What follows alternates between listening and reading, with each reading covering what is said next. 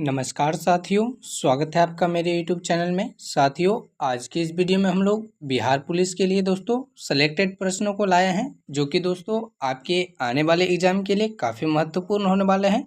तो दोस्तों बिना समय गवाए चलते हैं आज के प्रश्नों की ओर। उससे पहले दोस्तों, यदि आप चाहते हैं कि रोज़ आपको बिहार पुलिस के लिए मोस्ट इम्पोर्टेंट प्रश्नों को करवाया जाए, तो दोस्तों आप हमारे चैनल को सब्सक्राइब कर हमसे जुड़ सकते हैं, ताकि दोस्तों प्रतिदिन आपको यहाँ पर आपके एग्ज़ाम के लिए बेस्ट तैयारी के लिए दोस्तों जीके जीएस का ताबड़तोड़ क्लास मिले। तो दोस्तों आप चैनल को सब्सक्राइब कर हमसे ज़रूर जुड़ जाइए। और रिवीजन के लिए दोस्तों ये सारा कुछ पीडीएफ यदि आप फ्री में चाहते हैं तो हमारा टेलीग्राम का लिंक दोस्तों आपको डिस्क्रिप्शन में मिलेगा, जहाँ से दोस्तों आप हमारे टेलीग्राम में जुड़कर ये सारा कुछ पीडीएफ फ्री में पा सकते हैं। तो दोस्तों आशा करते हैं कि आपको सभी चीज़ें समझ में आई होगी। और दोस्तों अपने दोस्तों तक भी इसे ज़रूर शेयर कर दीजिए, ताकि कम समय में वे भी अपनी तैयारी को बेहतरीन कर सके। आपके परिवार के सदस्य जो भी बिहार पुलिस की तैयारी में लगे हुए हैं, उन तक वीडियो को अवश्य शेयर कीजिए। तो दोस्तों चलते हैं आज के प्रश्नों की ओर। आज का आपका पहला नंबर प्रश्न है, भगत सिंह को फांसी सजा सुनाने वाले न्यायाधीश कौन थे? तो दोस्तों इसका सही उत्तर हो जाएगा जी.सी. हिटलर। दोस्तों यह प्रश्न आपके एग्जाम के यूजफुल है दोस्तों, काफ़ी महत्वपूर्ण भी है, क्योंकि दोस्तों भगत सिंह को फांसी सजा सुनाने वाले जो न्यायाधीश थे वो जी.सी. हिटलर थे। आप इसे याद रखेंगे।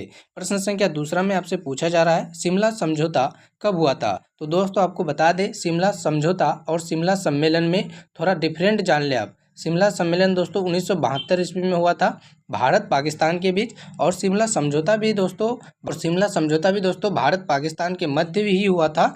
ये हुआ था 1945 ईस्वी को। ठीक है दोस्तों, आप दोनों ही याद रखेंगे। दोस्तों अगले नंबर प्रश्न की ओर चलते हैं, जिसमें संख्या 3 में दोस्तों आपसे पूछा जा रहा है, किस एक्ट को बिना अपील, बिना वकील तथा बिना दलील का कानून कहा गया है? तो दोस्तों काफ़ी वीवीआई प्रश्न है ये आपके एग्जाम के लिए। यह प्रश्न आपके एग्जाम के लिए काफ़ी इंपॉर्टेंट है। आप देख लीजिए यहाँ पे रोलेट एक्ट। दोस्तों रोलेट एक्ट को कब पारित किया गया? तो 1919 में। कब दोस्तों? 1919 में। आप डेट भी याद रखेंगे, 1919 में। इसे दोस्तों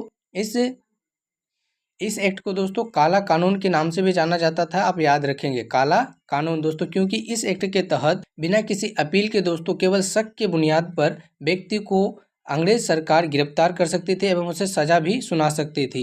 तो इसलिए दोस्तों इस एक्ट को रोलेट एक्ट और काला एक्ट यानी कि काला कानून के नाम से भी जाना जाता है। उसके बाद चलते हैं अगले नंबर प्रश्न में। प्रश्न संख्या चौथे में आपसे पूछा जा रहा है दोस्तों, इंग्लैंड में भारतीय सुधार समिति की स्थापना किसने किया? इंग्लैंड में भारतीय सुधार समिति की स्थापना किसने किया था? तो दादा भाई नौरोजी इसका बिल्कुल सही उत्तर हो जाएगा। दादा भाई नौरोजी को दोस्तों भारत का वृद्ध वैक्स भी कहा जाता है, अर्थात वृद्ध व्यक्ति के नाम से कौन जाने जाता है? भारत के great old man of India दोस्तों। तो दादा भाई नौरोजी इसका बिल्कुल सही उत्तर हो जाएगा। उसके अलावा दादा भाई नौरोजी की एक प्रसिद्ध पुस्तक है दोस्तों।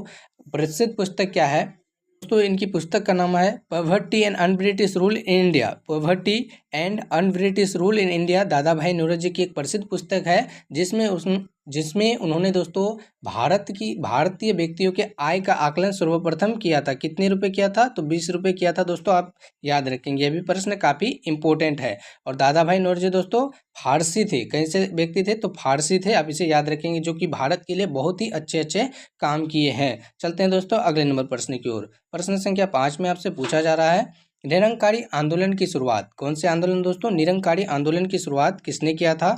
तो आपका सही आंसर हो जाएगा दयाल दास। क्या हो जाएगा दोस्तों? दयाल दास इसका बिल्कुल सही उत्तर हो जाएगा। उसके बाद प्रश्न संख्या 6 में आपसे पूछा जा रहा है, किस क्रांतिकारी को सबसे कम उम्र में फांसी की सजा सुनाई गई? तो दोस्तों काफ़ी इंपॉर्टेंट प्रश्न है यह भी आपके लिए। तो दोस्तों काफ़ी इंपॉर्टेंट प्रश्न है यह आपके एग्जाम के लिए, क्योंकि दोस्तों जो आपके रद्द एग्जाम हुए बिहार पुलिस का, जो दोस्तों ये री एग्जाम है जो रद्द हो गया एग्जाम, उसमें यह प्रश्न को पूछा गया था। खुदीराम बोस इस प्रश्न का बिल्कुल सही उत्तर हो जाएगा दोस्तों। आप याद रखेंगे, क्योंकि दोस्तों यह प्रश्न काफ़ी इंपॉर्टेंट है, आपके रद्द हुए एग्जाम में पूछा भी गया है।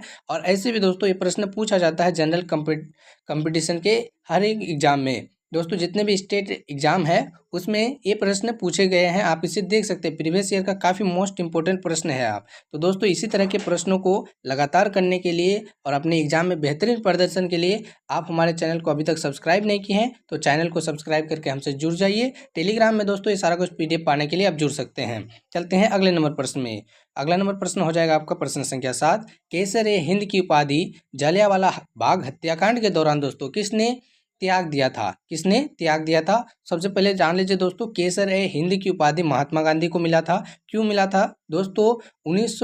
1914 में जब प्रथम विश्व युद्ध की शुरुआत हुई थी, तो महात्मा गांधी ने भारत को आज़ादी दिलाने के दिलासा में अंग्रेजों की सहायता किया था। तो दोस्तों उसी के उपलक्ष्य में महात्मा गांधी जी को अंग्रेज सरकार ने केसर ए हिंद की उपाधि प्रदान किया था। लेकिन दोस्तों जब यह गलत साबित हुए, अंग्रेज सरकार ने भारत के लिए कुछ भी नहीं किया और भारत को आज़ादी दिलाने के विरोध में रहे, तो दोस्तों उसके अलावा एक महत्वपूर्ण घटना यह भी घटी थी कि जलियांवाला बाग हत्याकांड हुआ था। कहाँ हुआ था दोस्तों? तो अमृतसर में हुआ था, जिसमें दोस्तों लगभग भारत के 3000 व्यक्ति मारे गए थे। हालांकि यह आंकड़ा अंग्रेज नहीं बता रहा है, अंग्रेज मात्र 300 व्यक्ति ही बता रहा है, लेकिन यह जो घटना थी दोस्तों, इसमें लगभग भारत के बूढ़े, बच्चे, औरत सभी मिला के 3000 से अधिक व्यक्ति मारे गए थे।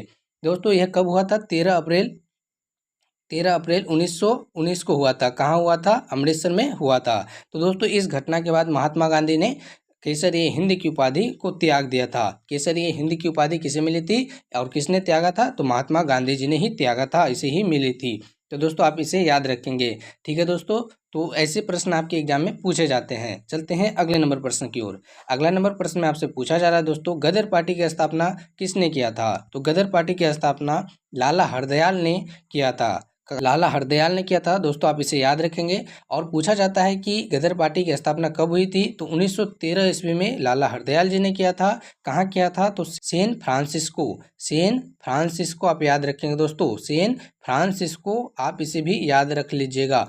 सैन फ्रांसिस्को में लाला हरदयाल जी ने गदर पार्टी की स्थापना की थी। उसके बाद प्रश्न संख्या 9 है आपका, साइमन कमीशन को और किस नाम से जाना जाता है? तो दोस्तों साइमन कमीशन को व्हाइट मैन कमीशन के नाम से जाना जाता है। साइमन कमीशन को व्हाइट मैन कमीशन के नाम से जाना जाता है, जो भारत में 1928 ईस्वी में आई थी। 4 फरवरी दोस्तों, 4 फरवरी 1928 ईस्वी में आई थी। ठीक है दोस्तों, साइमन गो बैक, इसका नारा किसने दिया था? तो दोस्तों उस समय चल रहे आंदोलन किसके नेतृत्व में दोस्तों? तो लाला लाजपत राय के नेतृत्व में, लाला लाजपत राय के नेतृत्व में, जिसमें दोस्तों लाला लाजपत राय को सिर पे लाठी चार्ज से अर्थात लाठियों के वार से हत्या भी कर दी गई थी। तो दोस्तों इस घटना में उन्होंने एक प्रसिद्ध नारा भी दिया था कि मेरे सिर पर पड़ी हर अंग्रेजों की हर एक लाठी इनके ताबूत का कील साबित होगा। दोस्तों यह नारा किसने दिया था? तो लाला लाजपत राय जी ने दिया था। उसके कुछ ही वर्षों बाद दोस्तों उनकी मृत्यु भी हो गई थी वो लाठियों के वार से। तो आप इसे भी याद रखेंगे। उसके बाद प्रश्न संख्या 10 में आपसे पूछा जा रहा है दोस्तों,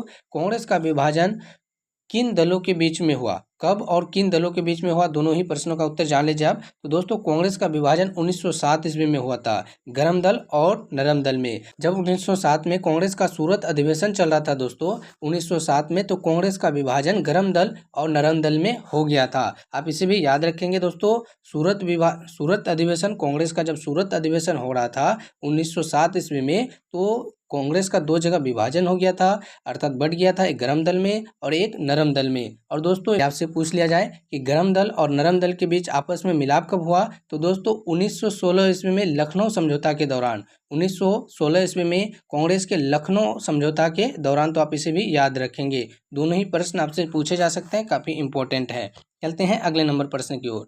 प्रश्न संख्या 11 है आपका, कांग्रेस के प्रथम मुस्लिम अध्यक्ष कौन थे? तो दोस्तों कांग्रेस की स्थापना, सबसे पहले आप जान लीजिए कि कांग्रेस की स्थापना 28 दिसंबर 1885 ईस्वी में हुई थी। किसने किया था दोस्तों?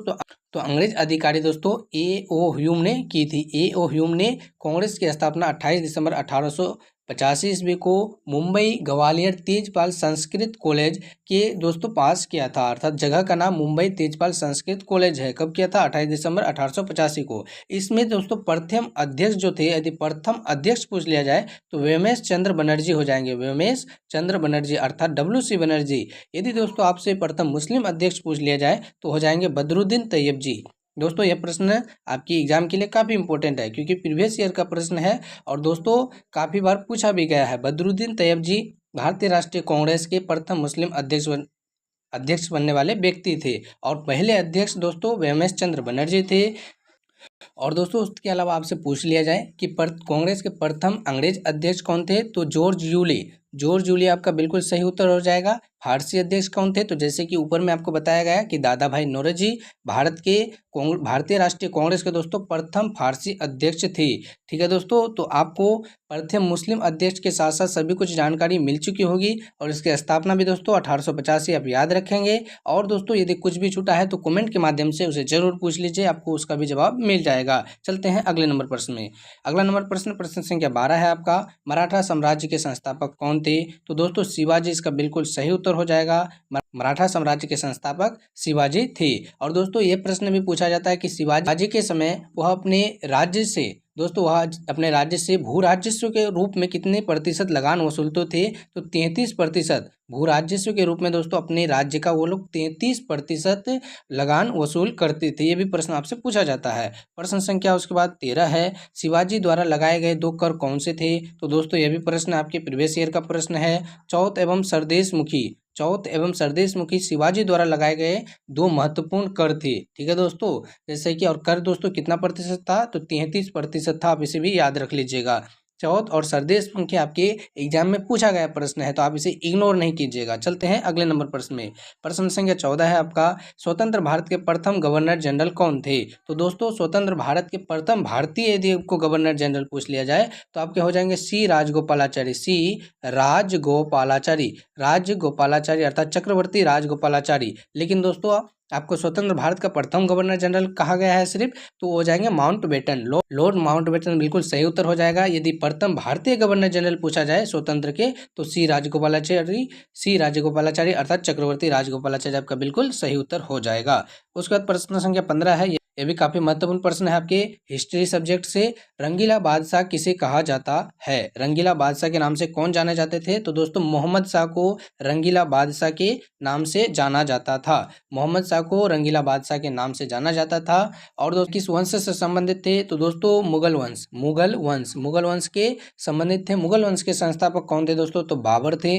मुगल वंश के संस्थापक दोस्तों बाबर थे। बाबर ने पानीपत के प्रथम युद्ध 1526 ईस्वी में इब्राहिम लोदी वंश के संस्थापक इब्राहिम लोदी को हरा करके बाबर ने मुगल वंश की स्थापना की थी। किसके वंश की दोस्तों, मुगल वंश की स्थापना की थी। तो आप इतने प्रश्नों को याद रखेंगे। पानीपत का प्रथम युद्ध 1526 ईस्वी को हुआ था दोस्तों। पानीपत का दूसरा युद्ध 1556 ईस्वी को हुआ था और पानीपत का तीसरा युद्ध दोस्तों 1761 ईस्वी में हुआ था। आप तीनों ही प्रश्नों को याद रखिएगा, पानीपत का प्रथम युद्ध, पानीपत का द्वितीय युद्ध और पानीपत का तृतीय युद्ध। चलते हैं अगले नंबर प्रश्न की ओर। उसके बाद दोस्तों प्रश्न संख्या 6 है आपका, ईरान का नेपोलियन किसे कहा जाता है, तो दोस्तों ईरान का नेपोलियन नादिर शाह को कहा जाता है। ईरान का नेपोलियन किसे कहा जाता है, नादिर शाह को कहा जाता है। यदि आपसे भारत का नेपोलियन अर्थात इंडिया का नेपोलियन पूछ लिया जाता तो कौन हो जाता है दोस्तों, समुद्रगुप्त को भारत का नेपोलियन कहा जाता है। समुद्रगुप्त आपका बिल्कुल सही उत्तर हो जाएगा, जिसे दोस्तों अपने सिक्कों पर बिना बजाते हुए भी दर्शाया गया है। दोस्तों समुद्रगुप्त आपका भारत का नेपोलियन हो गया और नादिर शाह को दोस्तों ईरान का नेपोलियन के नाम से जाना जाता था। चलते हैं अगले नंबर प्रश्न में। अगला नंबर प्रश्न है प्रश्न संख्या 17 आपका, मुगल दरबार में आने वाले प्रथम अंग्रेज अधिकारी कौन थे, तो कैप्टन हॉकिंग्स हो जाएंगे दोस्तों। तो दोस्तों इस प्रश्न का सही उत्तर हो जाएगा कैप्टन हॉकिंग्स, जो किसके शासनकाल में आए थे, जहांगीर के शासनकाल में आए थे। जहांगीर आपका बिल्कुल सही उत्तर हो जाएगा दोस्तों। मुगल साम्राज्य में प्रथम अंग्रेज अधिकारी रूप में कैप्टन हॉकिंग्स आए थे। किसके शासनकाल में दोस्तों, जहांगीर के शासनकाल में। चलते हैं अगले नंबर प्रश्न में। प्रश्न संख्या 18 है आपका, गुरुमुखी लिपि का आरंभ किसने किया था, तो दोस्तों गुरुमुखी लिपि का आरंभ गुरु अंगद ने किया था। गुरु अंगद इसका बिल्कुल सही उत्तर हो जाएगा। यदि दोस्तों आपको पूछ लिया जाए कि सिख धर्म का संस्थापक कौन था, तो गुरु नानक आपके बिल्कुल सही उत्तर हो जाएंगे। गुरु नानक दोस्तों आपके बिल्कुल सही उत्तर हो जाएंगे। इसी के अनुयायी हुए लगभग 10, उसके बाद दोस्तों सिख धर्म के लगभग 10 प्रसिद्ध अनुयायी हुए, जिसमें दोस्तों गुरु गोविंद सिंह अंतिम अनुयायी हुए। 10वें गुरु, सिखों के 10वें गुरु गोविंद सिंह हुए दोस्तों, जिनका जन्म पटना में हुआ था। जिनका जन्म कहाँ पे हुआ था, पटना में हुआ था, आप याद रखेंगे। चलते हैं उसके बाद 19वां नंबर प्रश्न में, जिसमें आपसे पूछा जा रहा है प्रथम गोलमेज सम्मेलन कब हुआ था, तो दोस्तों काफी महत्वपूर्ण प्रश्न है। प्रथम गोलमेज सम्मेलन कब हुआ था, 17 नवंबर 1930 इसका बिल्कुल सही उत्तर हो जाएगा। तो प्रथम गोलमेज सम्मेलन आपका कब हुआ था, 17 नवंबर 1930, 17 नवंबर 1930 आप इसे याद रखेंगे, जो कि आपका बिल्कुल सही उत्तर हो जाएगा। उसके बाद चलते हैं अगले नंबर प्रश्न की ओर। आज का आपका अंतिम नंबर प्रश्न होने वाला दोस्तों। अगले वीडियो में इसके आगे के प्रश्न को देखेंगे। यदि दोस्तों आपने अभी तक चैनल को सब्सक्राइब नहीं किया है तो चैनल को सब्सक्राइब कर हमसे जरूर जुड़ जाइए, ताकि दोस्तों आगे के बेहतरीन प्रश्नों के साथ आपका दोस्तों तैयारी बेहतरीन हो सके। इसके लिए दोस्तों, और दोस्तों ये सारा कुछ पीडीएफ पाने के लिए आप हमारे टेलीग्राम चैनल पे भी जुड़ सकते हैं। तो 20वां नंबर में पूछा जा रहा है आपसे दोस्तों, फोर्ट विलियम कॉलेज की स्थापना किसने की? फोर्ट विलियम कॉलेज की स्थापना दोस्तों लॉर्ड वेलेस्ली ने की थी। लॉर्ड वेलेस्ली इस प्रश्न का बिल्कुल सही उत्तर हो जाएगा। तो आशा करते हैं कि आज का सभी प्रश्न आपको समझ में अच्छे से आया होगा। यदि कहीं पे भी कोई डाउट है तो दोस्तों कमेंट बॉक्स के माध्यम से अपने डाउट्स को क्लियर जरूर कीजिए, और कुछ भी कंफ्यूजन है दोस्तों तो कमेंट जरूर कर दिया कीजिए। और दोस्तों यदि बिहार पुलिस के लिए आपको कहीं भी दिक्कत आ रही है, कोई भी दिक्कत आ रही है दोस्तों, तो कमेंट करके हमें जरूर बताइए। यदि हमसे जहां तक हो सकेगा हम आपकी हेल्प करने की पूरी कोशिश करेंगे। तो मिलते हैं किसी अगले वीडियो में, तब तक के लिए आपका बहुत बहुत धन्यवाद। वीडियो को दोस्तों अपने दोस्तों तक, अपने परिवार के सदस्यों तक जरूर शेयर कीजिए, ताकि कम समय में उनका भी तैयारी बेहतरीन हो सके। धन्यवाद।